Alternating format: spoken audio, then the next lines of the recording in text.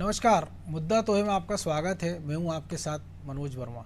आज मुद्दा है बाबा का विरोधी कौन, लेकिन हम बात करेंगे चुनावी वर्ष में धार्मिक हस्तियों की बढ़ती डिमांड और उस पर हो रही। तो इसी मुद्दे पर चर्चा के लिए हमारे साथ जुड़ गए हैं डॉक्टर संदीप सबलोग, कांग्रेस प्रवक्ता हैं, गोविंद मालू नेता हैं बीजेपी के, और संजीव श्रीवास्तव जी वरिष्ठ पत्रकार हैं। तो सबसे पहले संदीप भाई आप ही के पास कि बाबाओं से आपको क्या दिक्कत है कि कंप्यूटर बाबा आपको प्यारे हैं, मिर्ची बाबा आपको प्यारे हैं, लेकिन धीरेन्द्र शास्त्री हो, प्रदीप मिश्रा, इनसे आपको दिक्कत होने लगती है। ये बात बड़ी बेबुनियाद सी लगती है मनोज जी मुझे कि कांग्रेस पार्टी को या कांग्रेस के किसी नेता को बाबा से या बाबा द्वारा किए जाने वाले धार्मिक आयोजनों से कोई दिक्कत है।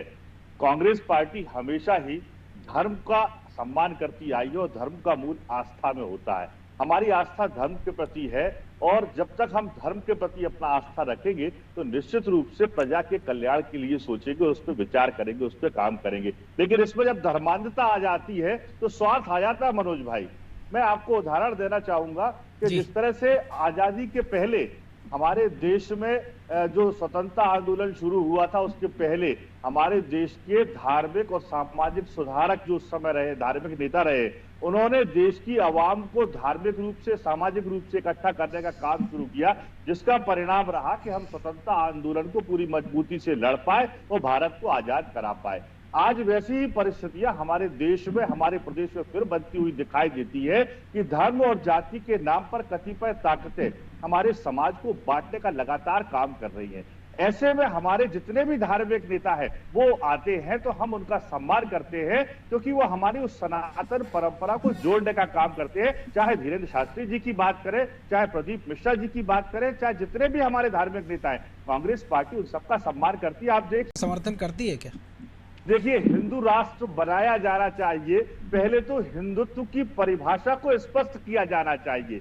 हिंदू राष्ट्र बनाने का मतलब यह है कि हमारी जो सनातन परंपरा है, जो हमारी हिंदू परंपरा है, जो राजा रामचंद्र भगवान ने शुरू की थी, एक मर्यादा पुरुषोत्तम भगवान राम ने अपने राज में जो किया था कि उनके राज में सब कुछ सम था, ना कोई जाति, ना कोई धर्म, ना कोई वर्ग, सारे के सारे लोग एक समान प्रजा के रूप में थे। वो हिंदुत्व है। किसी को धर्म के नाम पे बांट देना मैं हिंदुत्व नहीं मानता। तो भारतीय जनता पार्टी के लिए हिंदू की परिभाषा तो फिर आपकी पार्टी ने या बीजेपी पार्टी?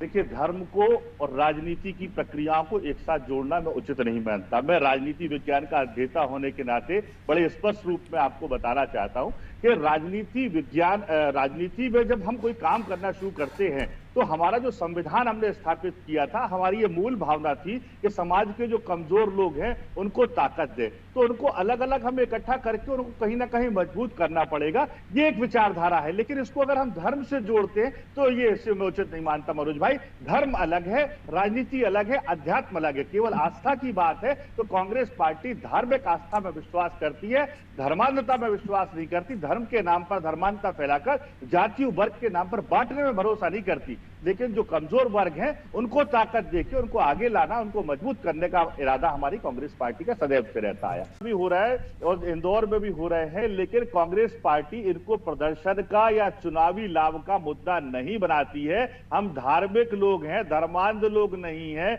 हम आस्था में विश्वास करते हैं। आप देखिए, बागेश्वर बाबा के पास माननीय कमलनाथ जी खुद उनके दर्शन करने गए।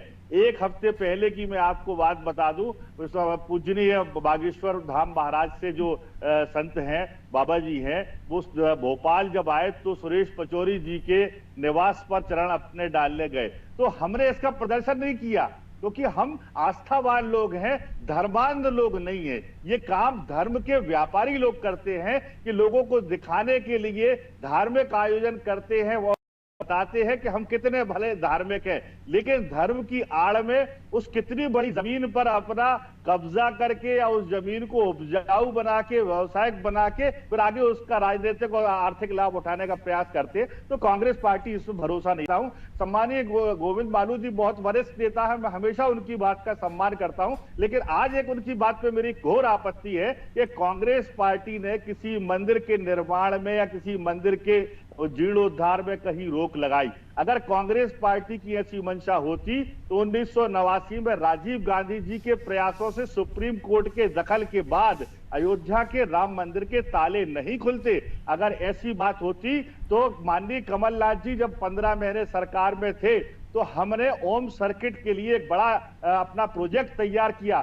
हमने रामपथ गमन का प्रोजेक्ट तैयार किया। हमने श्रीलंका में सीता माता के मंदिर का प्रोजेक्ट तैयार किया।